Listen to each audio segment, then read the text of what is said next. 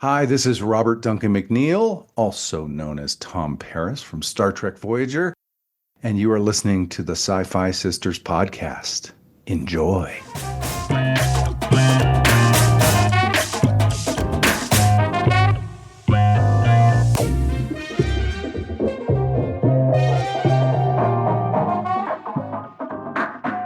Hey everybody, welcome to the Sci-Fi Sisters podcast, where we give you our point of view. I'm Tamia Harper. I'm joined today by my sisters, Yvette Blackman-Tom. Hello. Sabrina Wood. Whoop whoop. And Fran T. What's happening? What's happening, as always, is a phenomenal show. We are sitting with somebody that we consider Star Trek royalty. Somebody that we go way back with. If you were, I'm talking way back. Like, so if you're like me and Sabrina and Fran and maybe Yvette too, and you watched All My Children, you can remember him from that. If you were geeking out over 6 Degrees of Separation and you happened to see it on Broadway, you would have seen him in that. You would have seen him in Murder, She Wrote. I mean, I swear to God, everybody was in Murder, She Wrote. That was my jam. I watch it to this day and I go, oh, there's my peoples. There's my demons. You remember the Masters of the Universe movie? Yep, he was in it. He's directed a gazillion things that I love to watch, that we love to watch. Chuck, V, Homecoming, 666 Park Avenue. I remember that because I had Vanessa Williams. The Mentalist, Blue Bloods, Girlfriend's Guide to Divorce, Warehouse 13. That was my jam. The Orville, whoop, whoop.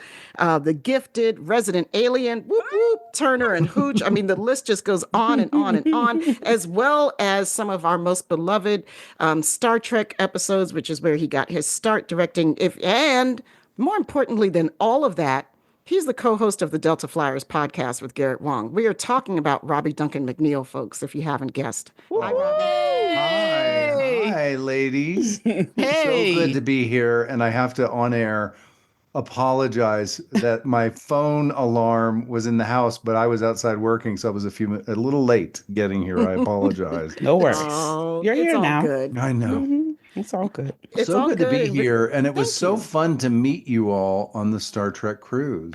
Yes. What a treat that was to sit down and chat a little bit. That I'm was so glad. cool. It's the cruise is so fun. That was my first one ever. Wow, Yes. there were a lot of newbies on that cruise. Yeah, there were. I didn't realize that. I didn't realize that was your first time. That was the very first time. The last time I was on a cruise ship, I was 18 years old, before All My Children. Oh my And I goodness. was trying to be an actor in New York City, and a friend of mine was a piano player, and he got a job on a cruise ship, and he had guest privileges because he was like the piano bar guy. Oh, wow. And so he said, hey, if you can get to Miami, you have a free cruise for a week. And I was 18. I was like, free? Sign me up, you know. Right. I was so excited. And I don't know if you remember New York in the 80s. They had this airline called People's Express. Oh, Yes. Do you remember My yes, God. yes. Friends like, yes. And Yes. Sabrina, yes. People's Express was exploded, and then I don't know what happened to it, but I could fly from New York to Miami for like $29. Yeah, like It was unbelievable. And I remember You showed I the was ticket when you got on the plane. Right, You yeah. showed them the ticket when you got on the plane? mhm. No, I mean, no, they Well, you know, they you- got the you- ticket. They asked you for the ticket after the plane had taken off. Yeah. It's like being Yeah, on you a got train. on the plane. It was like a Like- bus. You like took you were on a whatever train. seat- Yeah. yeah. Yeah. That's hilarious. Oh my Oh, God, man. it was like the thing. And I had a friend in New York back in the 80s who was from Pittsburgh, and they flew to Pittsburgh for $12. I remember Oh my this God. 12? specifically. $12 you could fly to Pittsburgh. So we would fly to Pittsburgh some weekends just to get free meals because we were starving actors. And feed you on the For plane. $12, Right? you get to eat all weekend. So I we'd would fly. have too.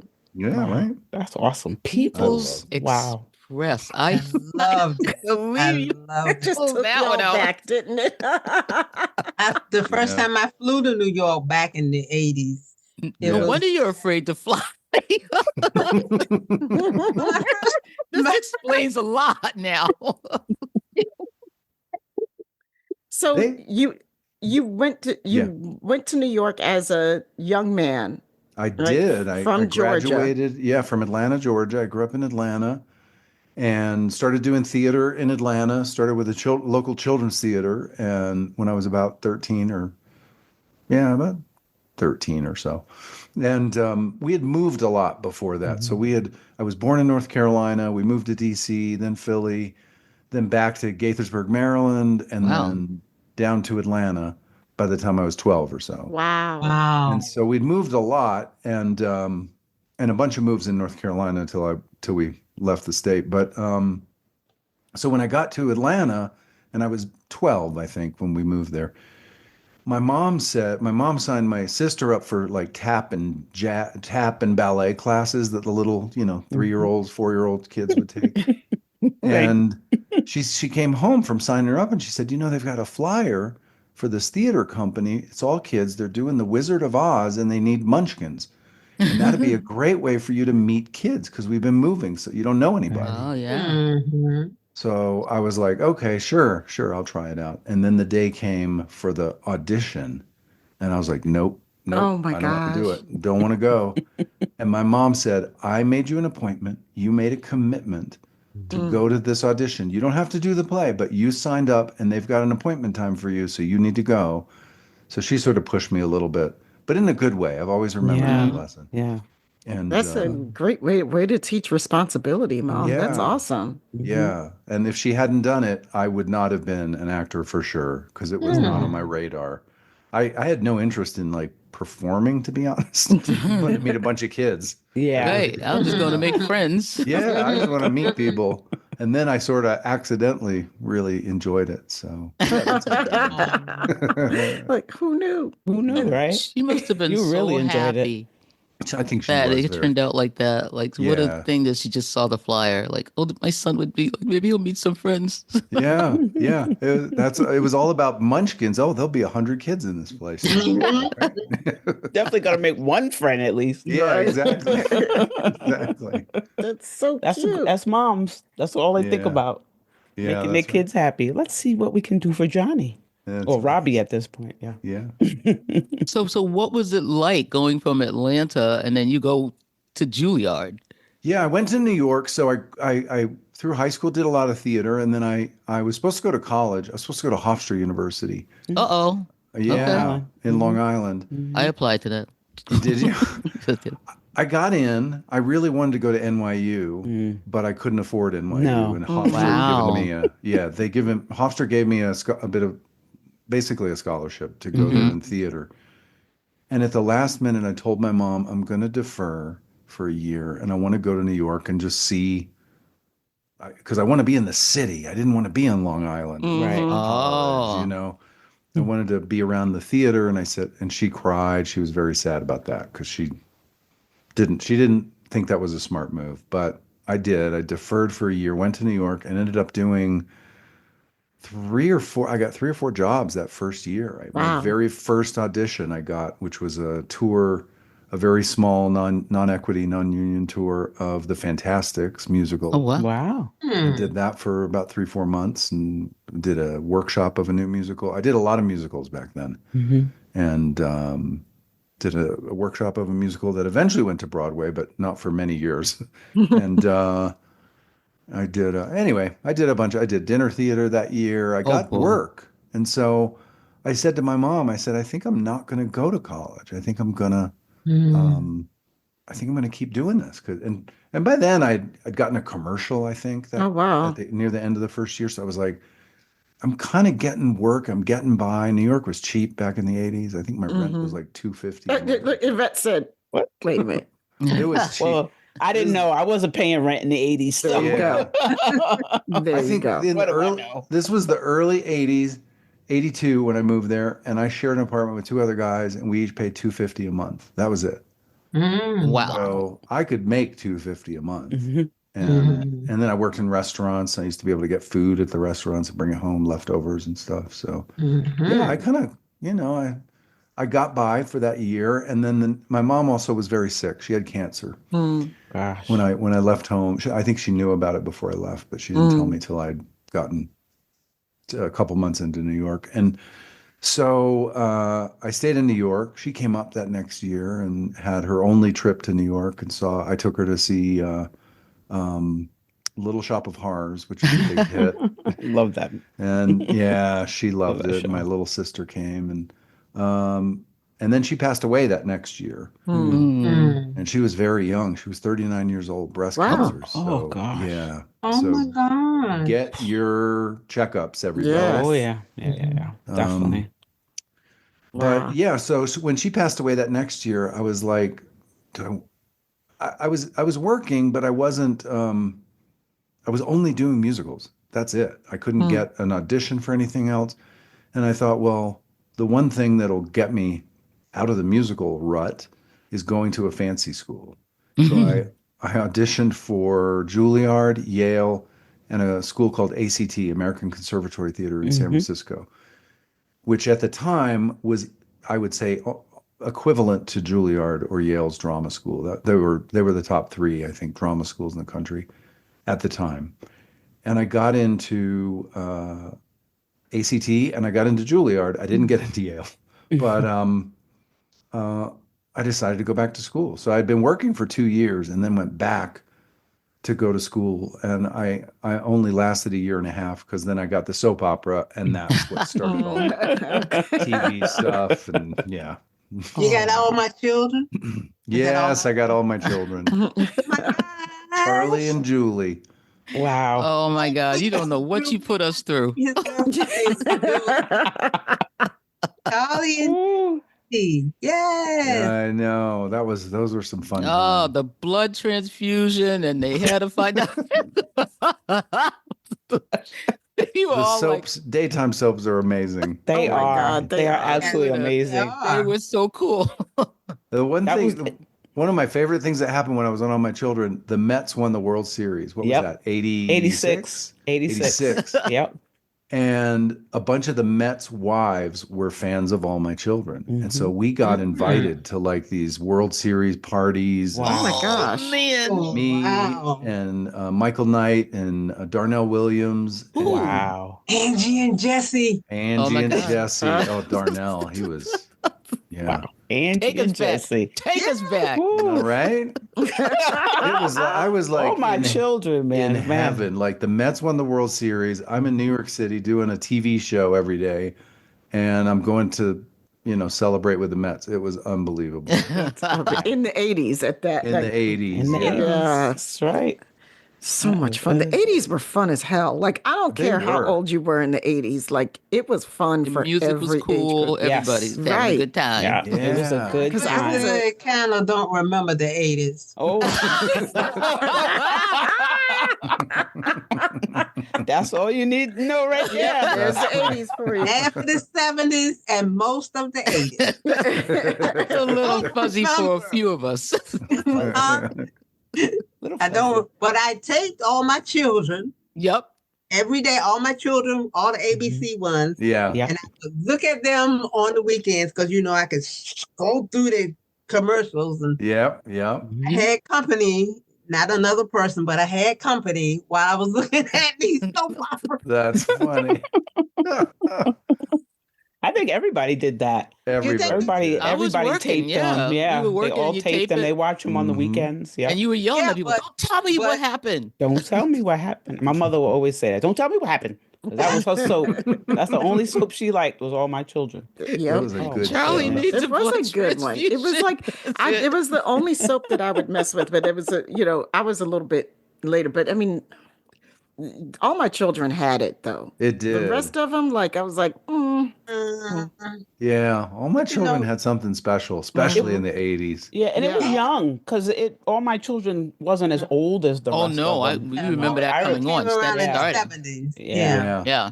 70s. Like Ryan's Hope. They all came out the same Oh, time. yeah. Yeah. That was my show, Ryan's Hope. Oh, Abe my God. Mulgrew. That's it. I mean, Yep. if you Yep. didn't even look at soaps, everybody knew who Erica Kane was. Oh, even yeah. Right. if you didn't look at a soap. So Yeah.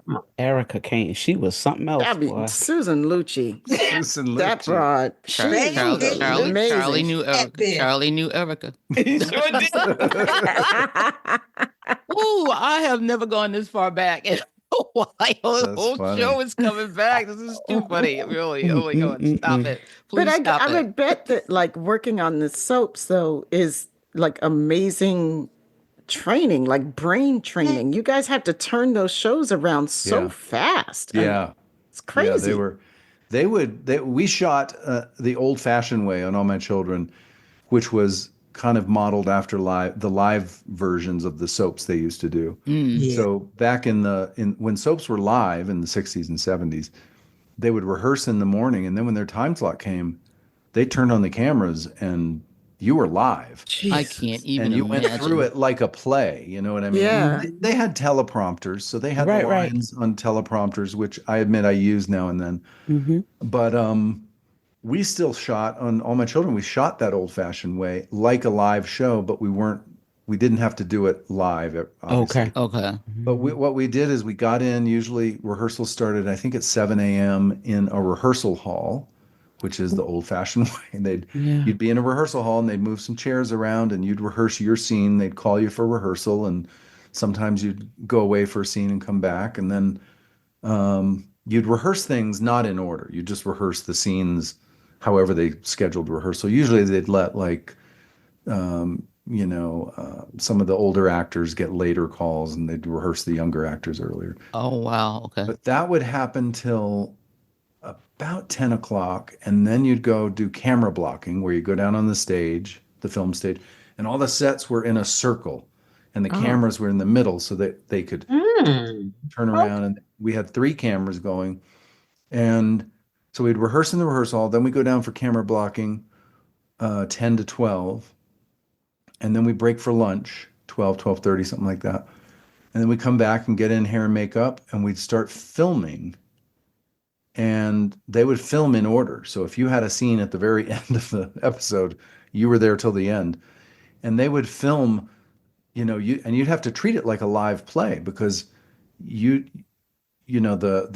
stage managers would come tell you, like, we're in this scene, you got 2 scenes to go. There'd be somebody on the speakers going, scene 13 is on now, 14's on deck, and 15 come down to the stage. So they'd call you down and you'd go film, and the stage manager would literally point at you like it was live TV, and you just start going. And they wouldn't stop unless there was a real problem. Mm-hmm. That was very rare.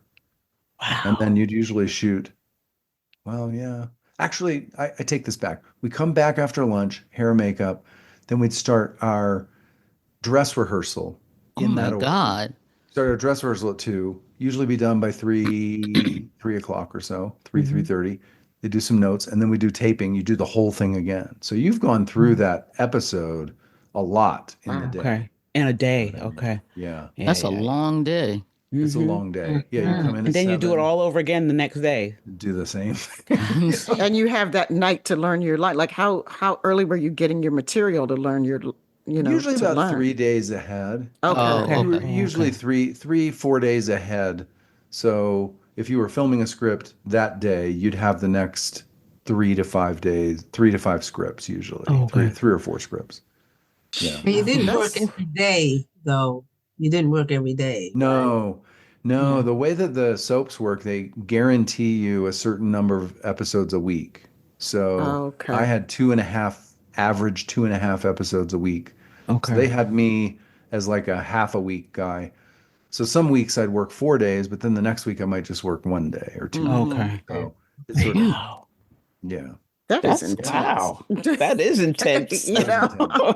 Wow. And people talk about Broadway being crazy. That's wild right It was there. wild. Wow. It was a wild day. That place but it was like a machine. They knew how to do it. And Do it. Yeah.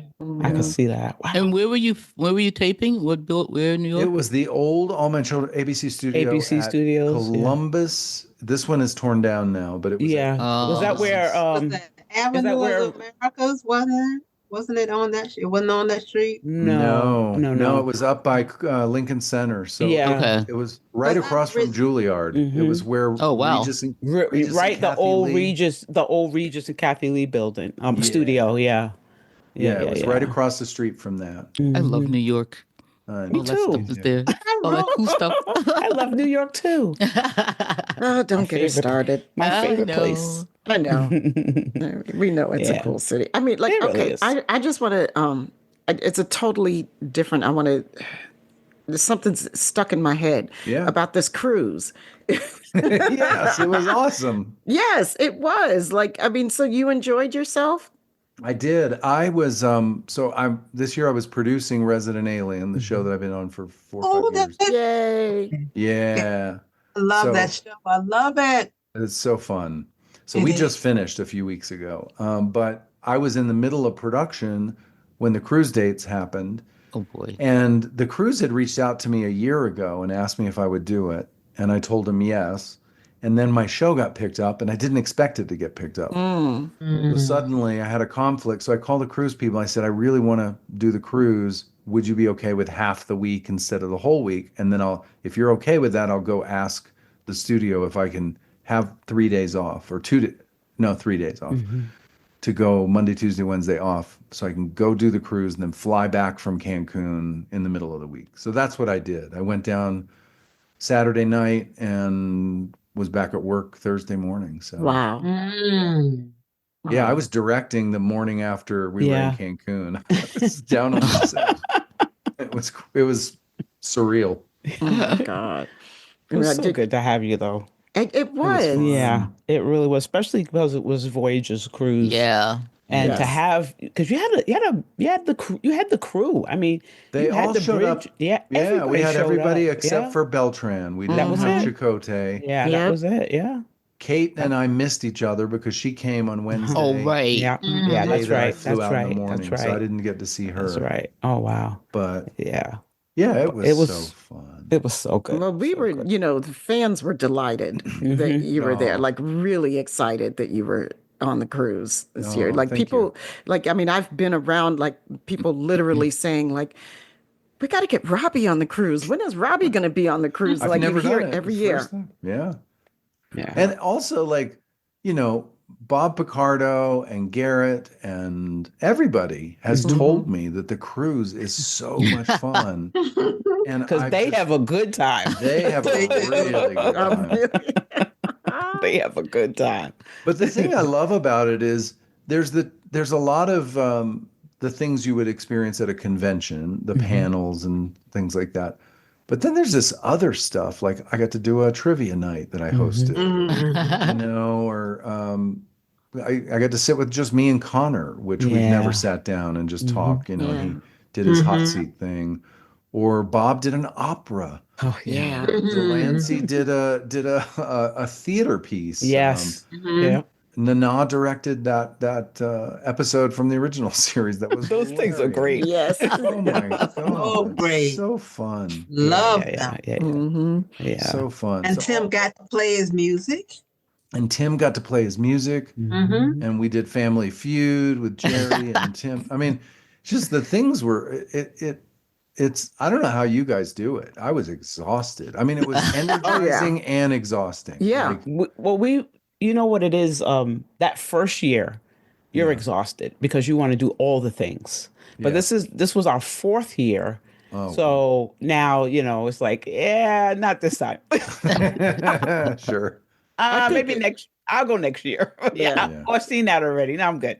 There's a lot of laying out on the pool deck when it's your fourth year more than, going out. Now, when people come, like they haven't been there before, you rush to see, make sure Everything. new people. There's so yeah. much to do. Yeah. I feel But like I mean, even when new guests, like Yeah. like yourself, we've heard you are going to come on the cruise before, and then you can't come, and then you were there, and you're like, oh, Widow. let's go. Oh, yeah. You might not ever see him again. Let's I go. hope I do it again. It was Yeah, I a hope so. blast. I had a great time. Yeah, we do I too. hope to see you more on a lot of things. Yeah, Yeah. definitely need new blood, younger Yeah. blood Yeah. Yeah. coming to all this stuff. Definitely.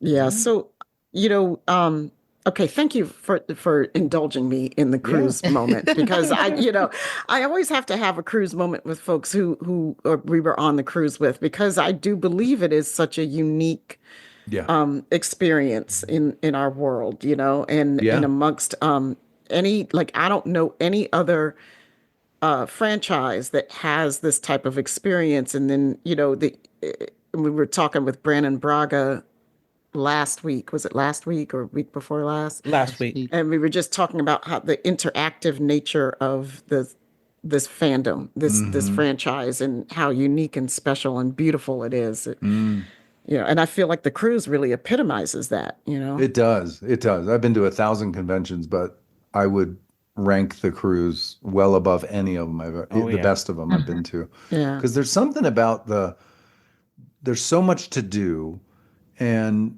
yet everyone's relaxing together. Like I went up on the pool deck once, and ended up chatting with lots of interesting people, and you hear where they're from and what they do and how they got into Trek, or I don't know. It's just there's a relaxed nature to it that is, and maybe because it's a week long. Most conventions are 2 days. That's 3 true. days. Too. Everybody knows we've got 7 days or 8 days to All day. all day, all night. All night. Right. Lots of elevator rides. Yeah. Exactly. And Looking at the elevator. a lot of us know each other. That Yeah. cruise. We do. The cruisers now have, Yeah. you Like only we- see them on the cruise. Yeah. Right. That group is a group that travels together. Most of those people we know That's from crazy. somewhere, which that is crazy. I just thought about that as I thought, we know half of those people on Wow. there. You're walking More on a than boat half, of really. 3,000 people, Yeah. and like as you're embarking, you're like saying hi. There's at least 10 people that I'm running into as I'm embarking. Like, oh hey, how you doing? Great to see you. It's amazing. Yeah. I there is. tell There's- people I'm going on a cruise, Yeah. and the first thing they say is, "Where you going?" I'm like, I don't know. I don't know. I don't know either. We're in the Caribbean, but Somewhere. most of the fun is on the boat. On the boat, it's- exactly. most of the fun is on the. I mean, I'll get off, but I think I've gotten off maybe 3 times in 4 years. Seriously. Wow. Yeah. Yeah, And, there's so much to do on the boat. You don't Mhm. need It to is. get off. Oh, It's almost not worth it. All the hassle of it. No, Yeah. I get off in the places that I haven't been Yeah. to before, Yeah. and then if I've been there before, or if I really just need a beach day. Yeah, You yeah, yeah. know? Yeah. We always need a beach day. Yeah. Mhm. Gotta have a beach day. Yep. So I will say, like, I've done a lot of shows, and even the soap, like we were talking about, there's only 1 or 2 people from that soap, all those years on the soap, that I still talk to, and we don't talk that often, but I talked to a couple of them. But Star Trek is one of a kind for me in terms of an experience, because I've gotten to watch my fellow actors, their kids grow up, their kids get married, their kids have, then they have grandkids. And then it's like, I don't have any other work experience. There's no other show that I've ever done that, and I've done some long runs, like Chuck was 5 years. Yeah. But I talk to the cast now and then from Chuck, but not like Star Trek. It's not. Right. It's not even close. And the fans, getting to meet fans and then see them grow up, meeting someone when they're 10 or 12 years old, coming with their parents, and now they're married with kids, and you've seen them a dozen times and had great conversations, and there's just nothing like that in any other show that I can imagine. We hear that a lot. Yeah. Yeah, we hear that a lot. It's like people come on and they're like, "There's nothing like Trek." There's nothing like they've never had a work, like you said, a work experience like, and it's 30 years ago, and you're still talking about it and still doing things with the same people and engaged with it. Yeah. Yeah. Totally. Yeah. Which I think we appreciate that so much too, because the TOS crew, they had to go through that time where it was like, oh, do we have to do a convention? And like not all of them were like that, but it was a different feeling. They sort of created the mold, I guess. Yeah. And now it seems like people have an attitude of like, oh, I get to do this. That I get to be involved with this 30 years later, Yeah. Especially the younger actors, the ones on the newer the new Trek. stuff. Yeah. Yeah. They're like, they get it. They totally Yeah. get it. They're like, I'm going to be doing this 30 years from now. Exactly. We're here to tell you, yes, you will. Yes, you will. That's crazy. That is crazy. Yep. So, one of the things we really want to talk to you about is your directing, because, and we know, you got started through the program, right? In Star Trek. What do they call it? The director training school. Yeah, I mean, there's no formal. I hear people talk about that a lot, and I don't remember any formal like school or syllabus per se. There was no like manual, but there was, because people had done it, because Jonathan Frakes had done it, LeVar Burton had done it. Who else? Sorry, Michael Dorn had done it. Gates. Did Gates direct? Yeah. She did. She did one, Genesis. Yeah.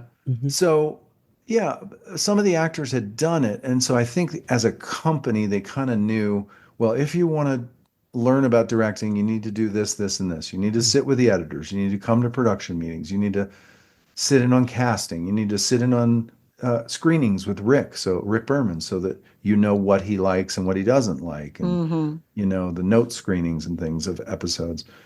So they did have some things available to you, but you had to, everybody from Roxanne to Bob Picardo to Tim Russ on our show, you had to go after that. They didn't give you a checklist and say, dude, you had to show them, that you were putting in the work and the time. And so I had been shadowing and watching directors on a couple shows before I got on Star Trek.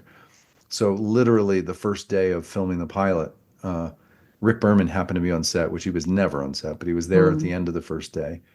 And as I was walking off out the stage door, I told Rick that first day, I said, hey, Rick, I just want you to know, I really want to direct.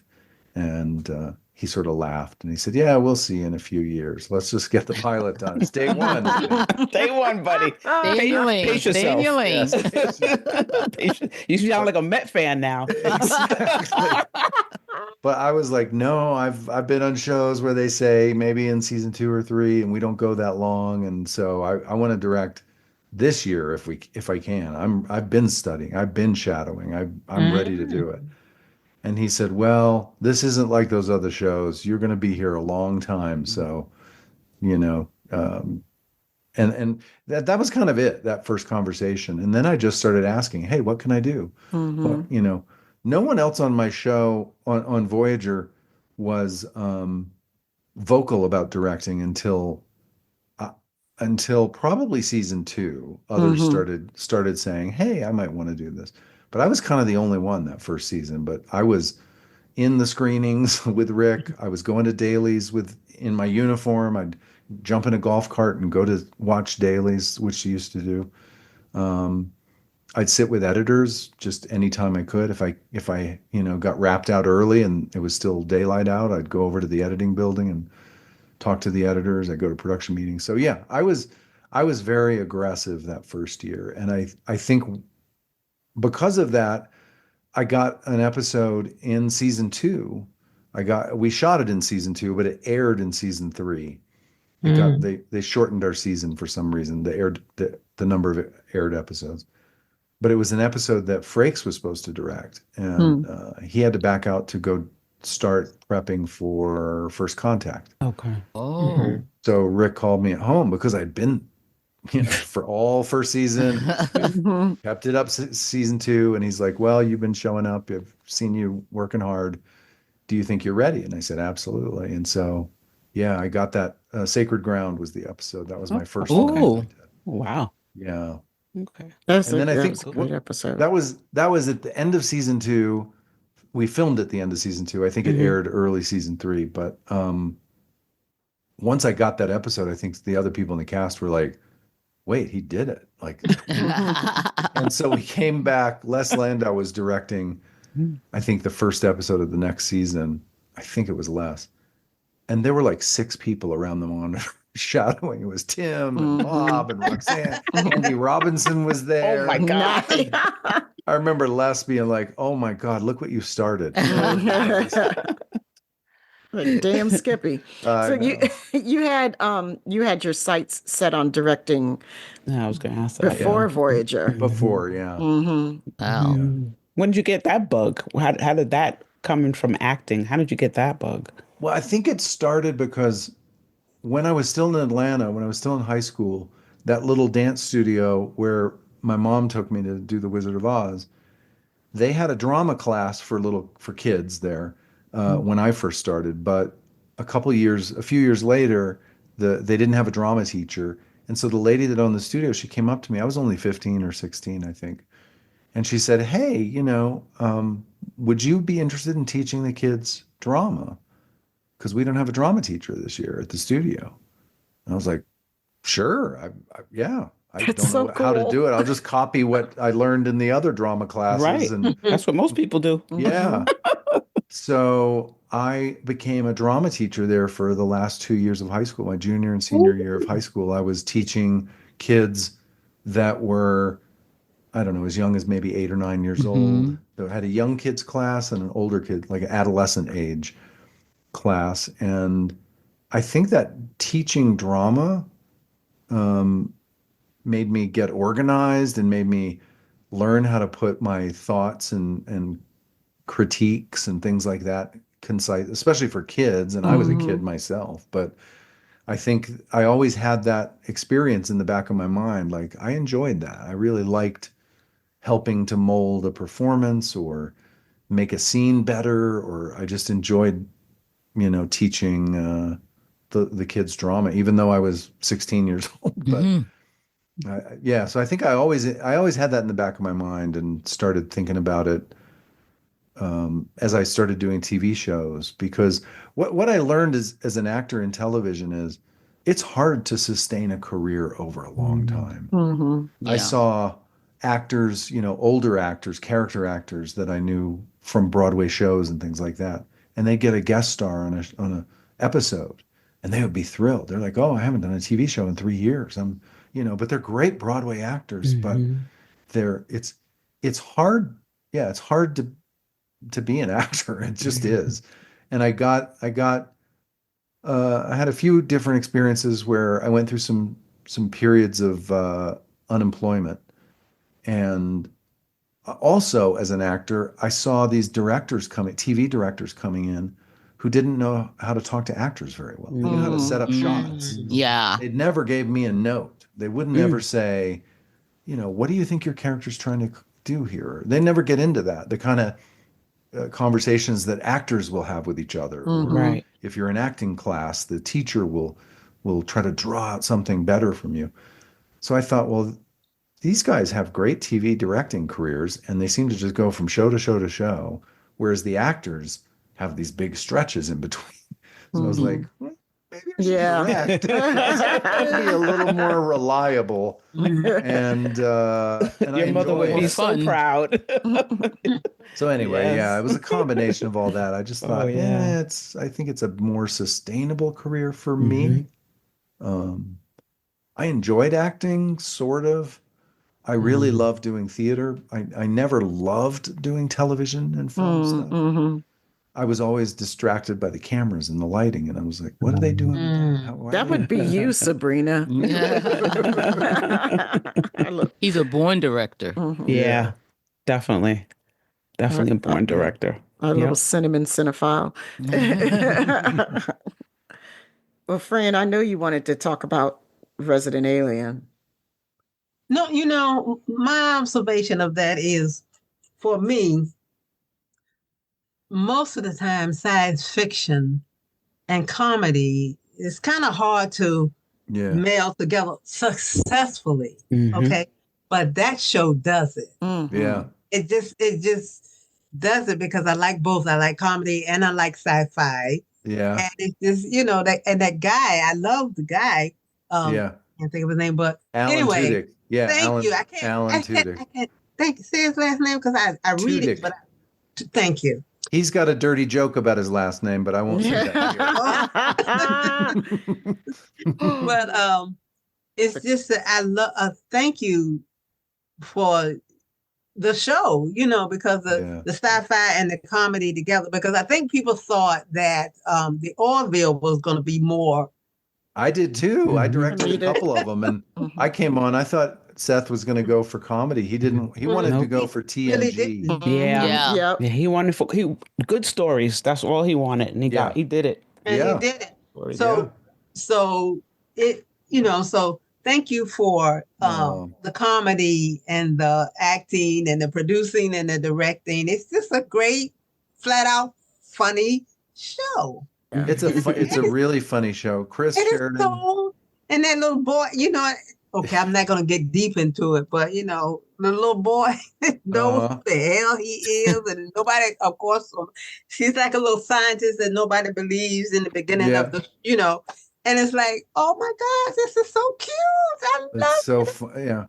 It's very irreverent and funny. Chris, who created the show, he worked on Family Guy for 15 years. He was a comedy writer, and it's actually because of Seth that I got the job on Resident Alien. I didn't know Chris before. And in fact, they were about to hire another director for that job.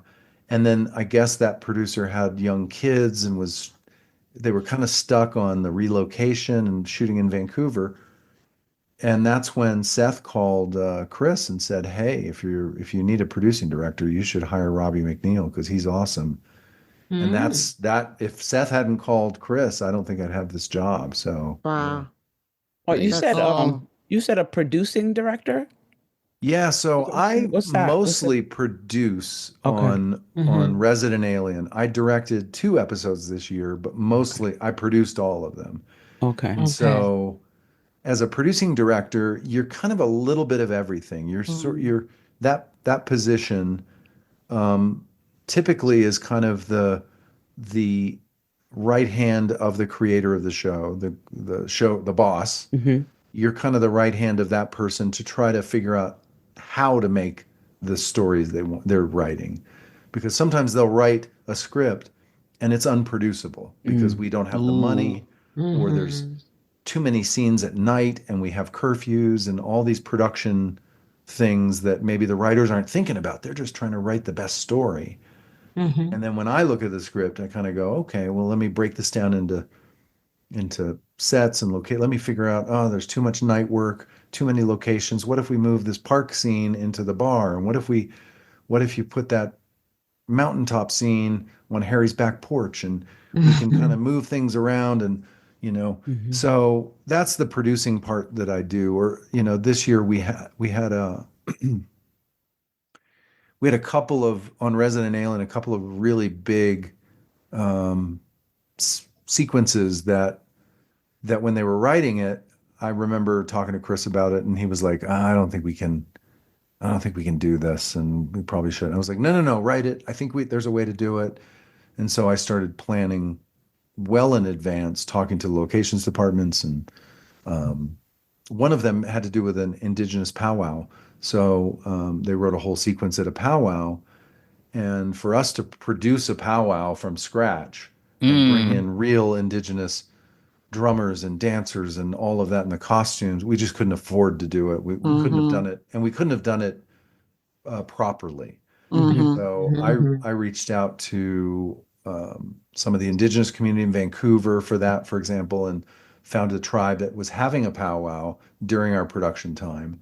And I got to meet the chief. I got to talk to him about what we were doing, the story we were telling, why we wanted to maybe piggyback and be there at their powwow to film some of our scenes, which we did. And it was incredible. It was so moving. And so things like that. That's the producing part. Wow. Cool. Wow. Sabrina, did that just change what you want to do when you grow up? No, I took a producer. I went in as a producer to film school, and so what you were just saying about breaking down the scenes, and we're not shooting this, and I got to get 5 horses, and that used to be your homework. How are you going to shoot this scene? You got to get a horse. You got to you got to do this. You're like, oh my god, It's a lot. Yeah. It's the how. The writing of it. not that it's easy, but No, writers should feel free to write Mm-hmm. from the heart. And then once they've written from the heart, if the producing director job is to look at it like a director and a writer. I actually got to write on Resident Alien as well, which was Oh, amazing. wow. And but as the producing director, we look at it and I kind of go, well, what's the heart of this scene? Is it really the powwow, or could it just be in nature? Could it be, like, where is the heart of that, and try to figure out the how of it. And I really love that puzzle. And sometimes it needs to be a powwow. There's no other version. And then sometimes it can be, it can be a bank, or it could be Right. It doesn't. We don't need all that. Yeah. It works either way. I got it. It could be a set that we own. Right. It could be town hall. It could be. Yeah. I love that. That's good to really know. cool. That Wow. appeals to the part of me that loves puzzle mysteries. Like I'm a big Agatha Christie fan, and those types of mysteries. Where you got to solve something. There's a problem to be solved. Yeah.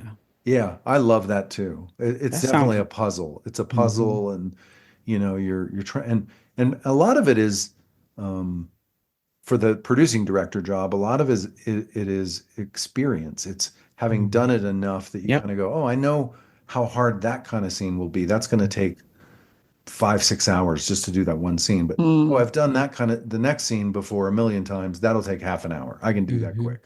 So I think because I've done a lot of directing of different kinds of shows, and How many scenes you can get shot in a day. yeah. Especially if I'm directing and producing it, then I can commit to it. But when I'm just producing and there's someone else directing, then there's a lot of diplomacy involved. I can do it in 5 hours. You can just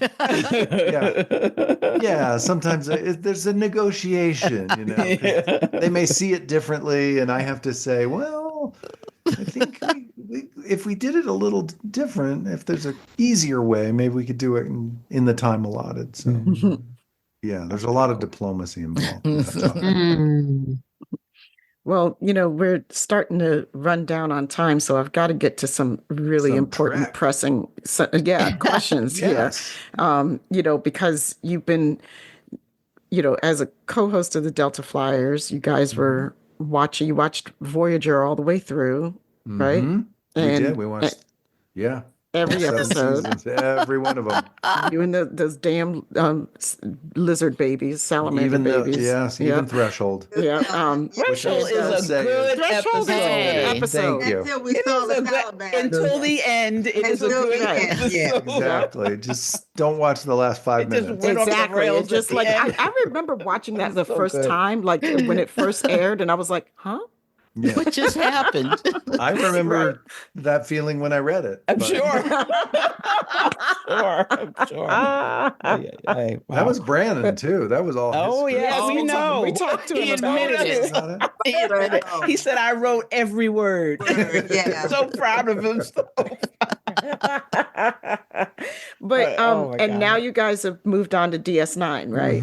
Yeah, we're So, in season 3 of that show. Yeah. Oh Yeah. wow! Ooh, all right ooh, now. Ooh, You gotta- buckle oh. up, baby. buckle up. I know. I can tell. I can tell Yeah. already. Yeah, We It's- just reviewed the episode where Chase comes into the show for the first time. Okay. That's about where we are. Yeah. okay. Oh, we Well, love her. She tells hello. Yes. she's like She shimmies. Yes. she's coughing. Yes, exactly. I love that So episode. cute. I She love was that. so good at that though. Right, I was like, oh, that's a good one. I gotta use that even as a normally as a woman, you look at a woman who's playing that role or That. doing that, and you're like, ugh, whatever. And like you Yeah. could not be mad at her. She was I just so liked her. adorable. Nope. I loved her from the first right. moment. She knew what she wanted and she went for it. I was like, Mhm. I got you. Go That's get right. it. That's right. He was a doctor. What are you doing? Come Yeah, on. exactly. I mean, what has this process been like for you? Like to go back and watch yourself, number one, and and how has it changed your relationship with Star Trek or understanding of it? I mean, or did it?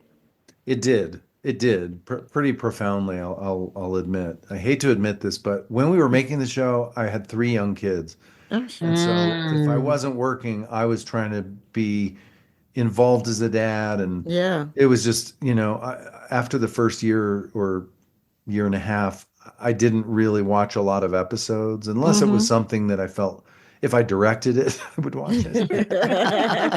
If I had a big story or, Right. I had really loved the script and for some reason I might watch it, but I would say I probably missed 80% of the whole series. I didn't see it. Sure. And also the days were really long back then. I was just going to say, what you were talking about. I mean, I can't imagine going Really through all long. that, then going home and then like, oh, let me watch myself. Like, oh no, I'm done. No, Right. I was there. exactly. I don't need to see it again. I know what happened. I know how it ends. Exactly. So I didn't I didn't intimately, watch all of our episodes. In fact, once I was directing a show on location and I went to the hotel and turned on the TV and there was Voyager on TV. And it was an episode, which one was it? It was the one where Harry goes back in time and his Non-secure. I can't remember. That's the name of it where he was with his girl. He wasn't on the ship anymore. Yeah, it was back in New York or San Francisco. Yeah, San Francisco. Yeah, non-secure. That's the name of it. Yeah. So I was on location. I turned it on. There's Garrett. And I started watching. I watched till the end of the episode. It just started. It was like 10 minutes in or something. And so I watched the whole thing. And I texted him after. I'm like, Garrett, you know what? You were really good on this. Yeah, right. Like, I'd never watched it. Right. But I was like, I just saw this episode. It was on the hotel TV and I watched the whole thing. And you were really good. I just want you to know that. And he still to this day is like, when you texted me that, it really meant a lot to me because we didn't really talk about it that way. It was back in the 80s or the 90s. Filming hours were long. Yeah. There was no restriction from the studio on health and safety issues and things. So wow. we would shoot 15 hours regularly and sometimes up to almost 20 hours or more. So, you are just a zombie after those kind of days. So I didn't watch the show. And when I left, I really wanted to be a director. So I focused on that and kind of put Star Trek behind me, except for a convention now and then. But I didn't even do that many not compared to a lot of my other cast. I don't do as many, not because I don't enjoy them, mostly because I was directing. You're working all the time. I was just busy. And so I kind of put Star Trek sort of behind me as like, that was, like you would college. Yeah. You don't think about college until maybe you go to your 20-year reunion or something. And then you sort of kind of go, wow, that was amazing. Anyway, I put it behind me. And then when this podcast came up and I started watching, when I committed to watching these episodes, all of them, start to finish, and not just watching them, but like really thinking about them and making notes and then talking to people that made our show, Mike and Denise and Marvin Rush. And I feel like we got like the historical record for Star Trek Voyager. Yes. Podcast between our interviews and our episodes and our guests that we had on. There is so much I learned about our show and really appreciate about the show. And I feel like, the podcast has definitely made a really positive impact in my relationship with the show, the franchise, the show, and so many people involved. And also we've created this Patreon community and the Delta Flyers, not even just Patreons, people that listen to the podcast. Now I feel more connected to the fans and I feel more a part of the community than I did maybe. So it's been really amazing. It's been amazing. I'll tell you, one of my favorite episodes with you and Garrett was The Shoot. The Shoot was amazing. Oh, was wow. A great Yes. Ooh, Oh my brother. God. Kind of hard to look at though, but I know. I was like, you gotta save. You gotta save. Oh, the two of y'all were doing the thing on that Yes, episode. that was two great performances on Yes. that. I mean, I was scared for the brother. I was like, one of the two of you not coming back. I don't know. It did not look good. It did not look good. That was Les Landau directing, who I loved Les. I I've learned heard that a lot. from him. Ciroc says that too, I think, that he loved Les. Yeah. Les was great. Les was just he was the real deal. He was a really good director and down to earth and knew how to talk to actors and he was great. I really enjoyed it. I want to ask you something. It's about Voyager, but in a different frame. I know Star Trek is terrible when it comes to relationships. They are just horrible, right? Like the people who write them, I don't know what's going on in their life because the characters are they're just going through it. So I know Frakes and Marina Sirtis had got together to make sure that their characters got together in the end and lived happily after. Oh my God, happily ever after. Did you and Roxanne ever talk about that, or was that the plan from the beginning? It definitely was not the plan from the beginning. I don't think. In fact, I know on when I auditioned for Star Trek Voyager, I was in New York doing a play at Second Stage, a theater company in New York, and my agent sent me the breakdown because he said he I guess copied it, or I don't know how he sent it to me, but maybe he read it to me. Anyway, the breakdown is what they send to all the agents for the characters they're looking for, and for Tom Paris, it said it was the number 2 character on the call sheet, and it said, which is usually a sign that it's important. Usually that sequence of numbers is often kind of what they're expecting, the characters to be in terms of importance. Anyway, it was number 2 on the breakdown, and it said potential love interest for Janeway. Oh, So I think before Cue the they lizards. yeah, exactly. That's why we got babies, lizard babies. I think before any actors were cast, before Geneviève Bujold, before I was cast, I think they had this idea that Tom Paris was going to be sort of a Han Solo-y type character. Okay. And that Janeway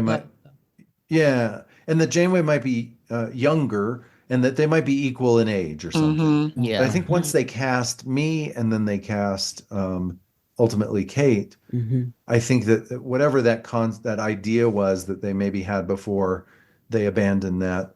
And then I think they made a big mistake with Tom Paris, where they started writing him as this like womanizer for the first season. Yes, agreed, 100%.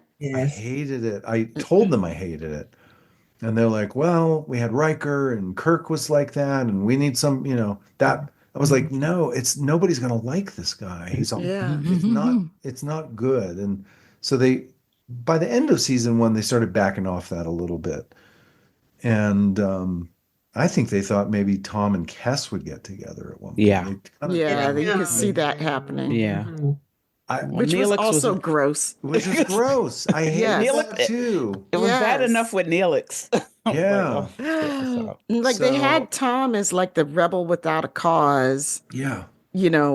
Womanizer thing. And it just like, it's like you don't want to like him because he was acting like a spoiled brat. Yeah. Then you also don't want to like him because he was just being a dick half the time. Yeah. And it's like, and I was so happy to start to see his character grow away from that, and we could, because I felt like it was a cardboard cutout of like, stencil him in this type of character. And I was like, he's the only one who's not an actual real character. And that, that's everybody else is getting fleshed out.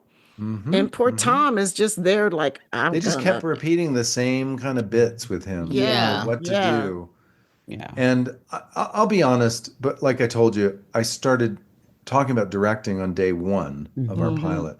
So in my mind, I was like, don't make waves, don't complain, just do whatever they write you, because if you're a team player, you'll get to direct. You'll get to be a team player. And I was trying to do what they were writing. I just didn't.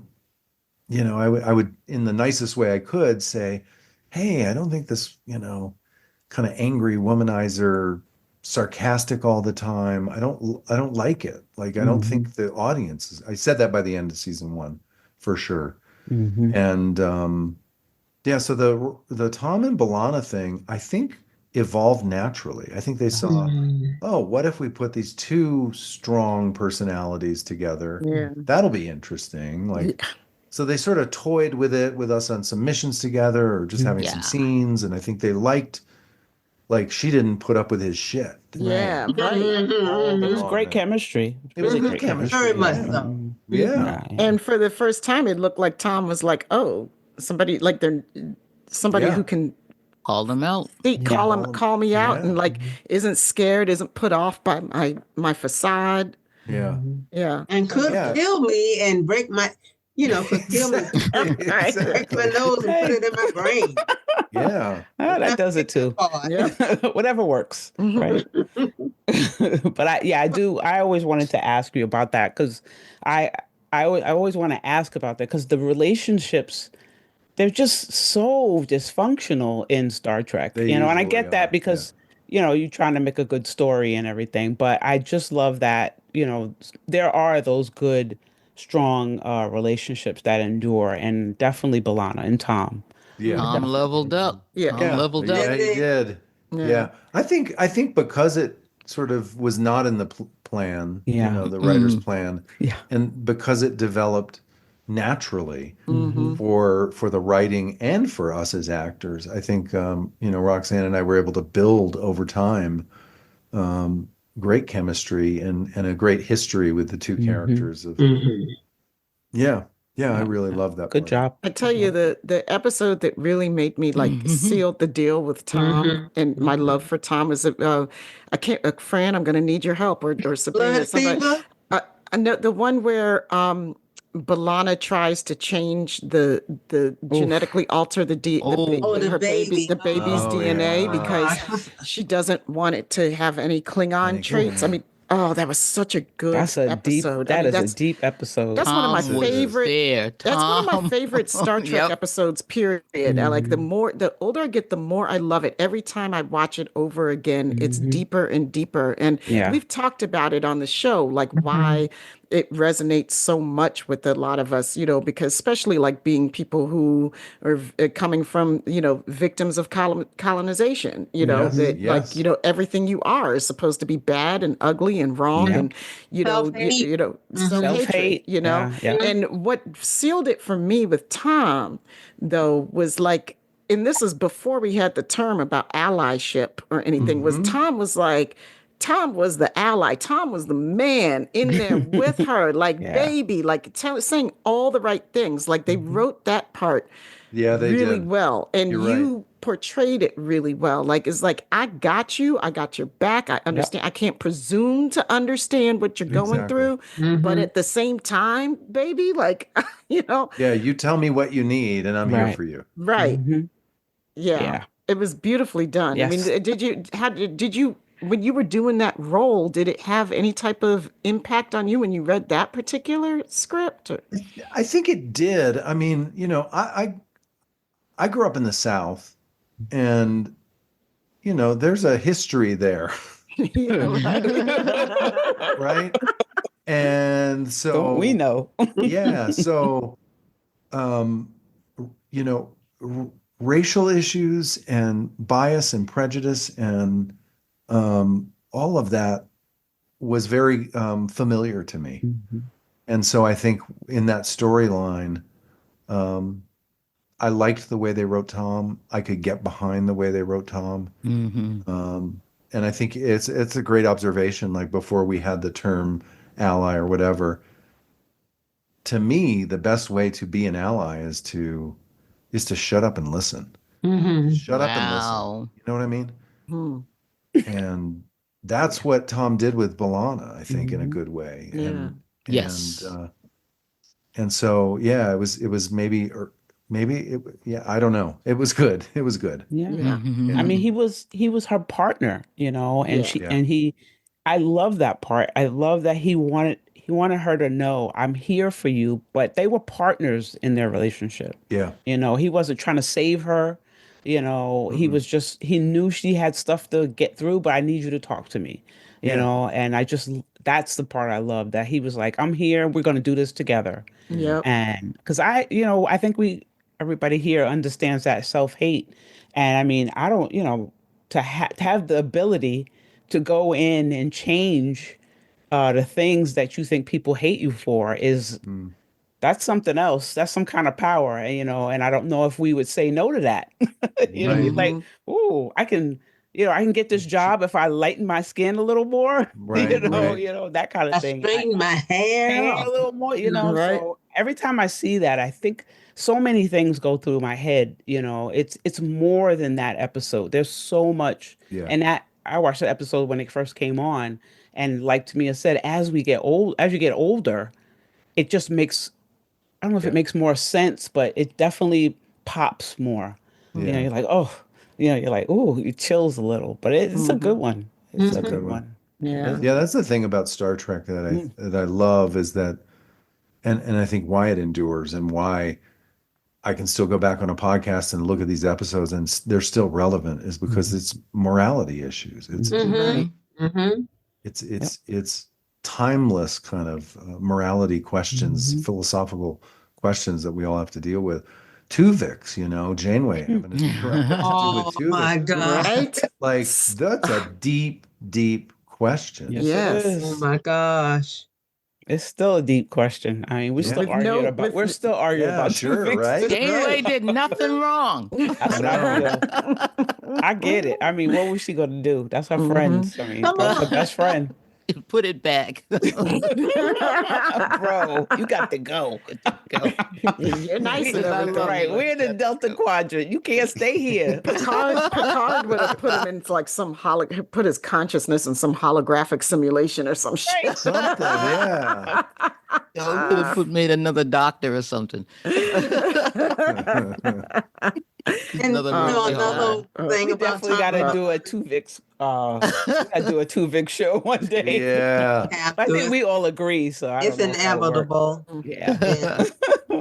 But the one that we kind of talked about this with somebody else when you Blood Fever, the episode Blood Fever, and you did not take advantage of the situation. And we love that. Tom is coming. He's a gentleman at heart. Finally.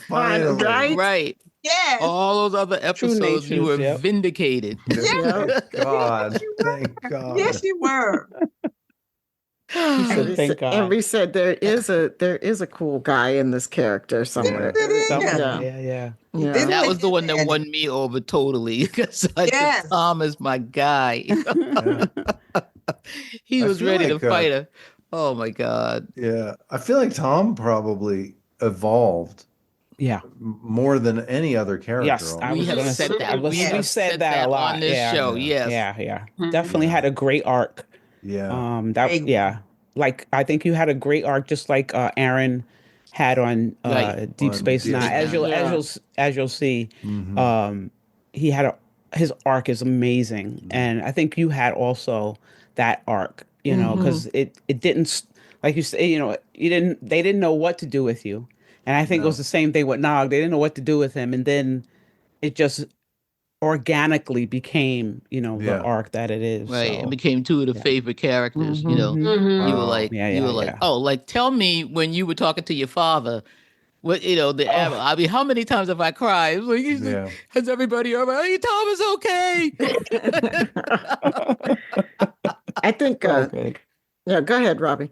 I was going to say that the whole Tom and his father issues, I personally, for me, that's a button for me and my dad. Good and bad, a lot of love there. My father's also passed away now. So, but we had a bumpy relationship.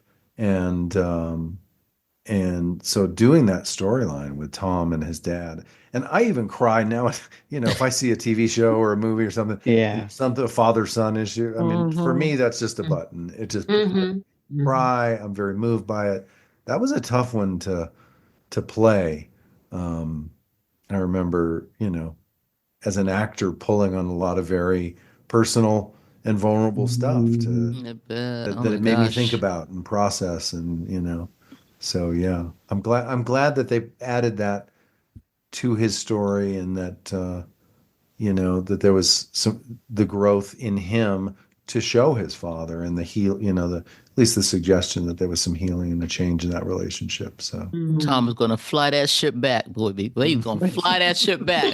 I'm gonna be at it all the way back to the Alpha. I'll be like, go ahead, Tom. I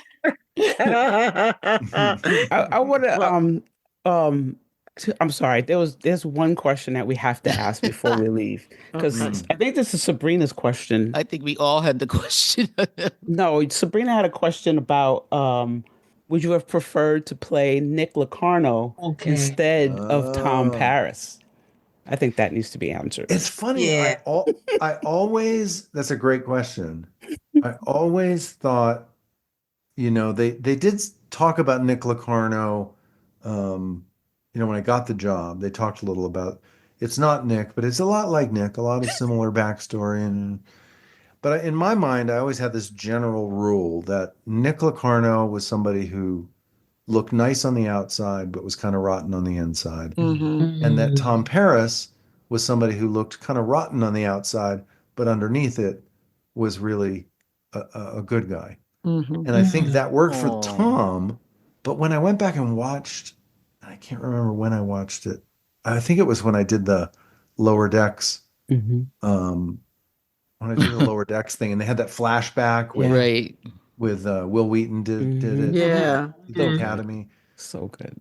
But I went back and watched the episode, and I was like, Nick Locarno he wasn't a horrible guy. He was in a pickle, and he was trying to do the right thing for his crew after they made a big mistake. Mm-hmm. And then in the end, I think Picard says something like, Locarno took the fall for everybody. And he got expelled. Yep. He got expelled and said it was no one else's fault but his. And I was like, oh, Nick wasn't a bad guy, like I always thought. He was kind of the bad guy in that story, but in the end, he did a good thing, a heroic thing, I guess, a noble thing. So I don't know who would have been more fun to play. Well, you got to play both. I got to play both, exactly. To play Nick on Lower Decks. Yeah. Oh my God. Lower Decks. That was hilarious. Funny, where they said, he looks like Tom Paris. Like, I don't see it. I don't see the resemblance. Yeah, I don't see it. I was so ecstatic when I saw the Nick on Lower Decks, and the Tom Paris plates. Oh my God. I have one. I'm sure you do. Upstairs in my, You better have one. These things are great. Yeah. Robbie, it's been a real pleasure talking to you. Like, I'm so glad that, thank you for making the time. Absolutely. And I'm sorry I was late. I apologize. Not a problem. Not a big deal. Whatevs. I'll keep my phone in my pocket so I hear the alarm next time. Well, we should have a special Sci-Fi Sisters alarm on your phone. Exactly. Yes, exactly. Yeah. We'd love you guys are awesome. I'm so glad that we crossed paths on the cruise, and Me it's too. a pleasure talking to you. Same. Thank you. Definitely. Thank you. Yeah, We'd and love come to back have you anytime, of course. Oh, sorry. Yeah. No, Yeah. we're saying the same thing. Yeah, like whatever you got. If you got stuff coming up, we do everything. We don't just do Star Trek. So if you got something coming up and you want to promote it, let us know. Maybe we'll talk about when I get an air date on Resident Alien. We'd love to. We would love talk to. about that. Yeah. Okay. All right. Yeah, All right. Yeah. That sounds great. That's right up our alley. Yeah. Thank you so much. Thanks for all the years of wonderful TV you've given us. And one thing that we didn't get to talk about today that I definitely want to talk about with you at some point is your short film that you did, 9mm of Love. With Carl, and you had Carl Lumbly in there. Yes, Carl came on and he played Cupid. It was a Cupid story. The 9mm pistol was his bow and arrow. So Oh my gosh. it was a love bullet, and it was an action comedy. And I had done a series with Carl called Going to Extremes. We filmed in Jamaica, and so I spent almost 9-10 months in Jamaica. I lived down there, which was amazing. Wow. And that's actually where I started shadowing. That was in 1992, so about 2 years before Voyager. Wow. I started shadowing directors and learning about directing, and Carl was one of the regulars on that as well. And so we had known each other, and Carl's awesome. He's Oh my God. so talented. He's and a amazing. Good man. You know, he's an idol of ours. Yes. I get it. He's Yeah. something special for sure. Yeah. Definitely. Yeah. Okay, guys, I'm not going to keep us. I'm like, we're going to sit here and start a whole nother conversation. Talk about that next time. Yes, next time. Good. Definitely. We're going to go in depth into that. Can we still see that anywhere? I want to see it. I've got copies somewhere, but it was on YouTube. 9mm was on YouTube for a long time, and then I tried to find it recently because someone brought it up, and I searched it, and it wasn't there anymore. So I don't know. I don't know where it went. I will definitely try to find it. Yeah, we will try. As all good Trekkies will try. You'll find it somewhere, I'm sure. Somewhere. Right? Somebody's going to unearth it. Yvette, can you let people know where they can send in their good wishes to Robbie or Robbie's directions or anything else? I sure can. You can find us at sci-fisistas.com. That's SYFYSISTAS.com. Join us on the mothership. That's MUTHASHIP. And the Sci-Fi Sisters Book Club, both on Facebook, on Instagram threads, sci-fi.sisters, and under the blue skies at Sci-Fi Sisters. For more interviews, the live show, and our infamous Top 10 series, subscribe to our YouTube channel at Sci-Fi Sisters Inc. Become a patron of Sci-Fi Sisters today at patreon.com/Sci-Fi Sisters. The Trek Geeks Network's presenting sponsor is Fansets. Go to fansets.com for pins and memorabilia from all your favorite franchises. Visit fansets.com and use Trek Geeks, all caps, for your exclusive 10% discount. Our friends at Stranger Comics, the best in fantasy comics, invite our listeners to visit strangercomics.com and use SFS to receive an exclusive 10% discount. After listening to this podcast, please rate us and write a review. We may just read it on an upcoming episode. And of course, we got to thank the baddest associate producers in any and all known universes. That would be Sailor Marge, Karen Dramera, and Stephanie Baker. We thank you guys so much for everything you do for us. And that's it, my friends. We're out of here. Thanks for listening. Peace, love, and hair grease.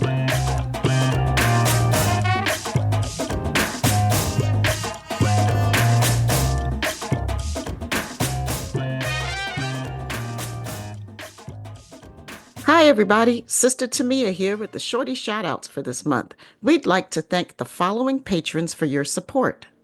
Sandra Aponte, Lenny, Oils Galore, Michael Stakem, Rebecca River Moon, Allison Leach Hyde, Mike and Kristen Holton, Ayana May Tom, Casey Shafsky, Brad DeMad, Mike Nauer, Cassandra, Bruce McMillan, April Mead, L.J., Tara Jefferson, Holly Smith, Bernadette Garcia Galvez, Rhonda G., Kathy D., Rita Poussant Nethersole, Gator, Mark Richmond, Bill Erickson, Zakiya Graham, Linda Anderegg, Travis Taylor, Jeffrey Cochran, Old Klein, Peter Heisler, Olga Kravchuk, TJ Jackson Bay, Liza Albright, Kalia Zawacki, Sam Droke Dickinson, Stephanie Baker,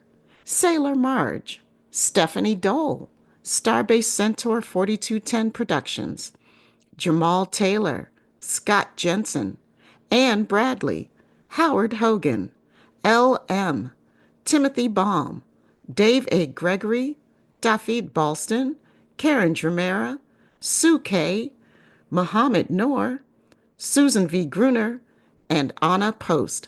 We love you all and thank you so much for your patronage.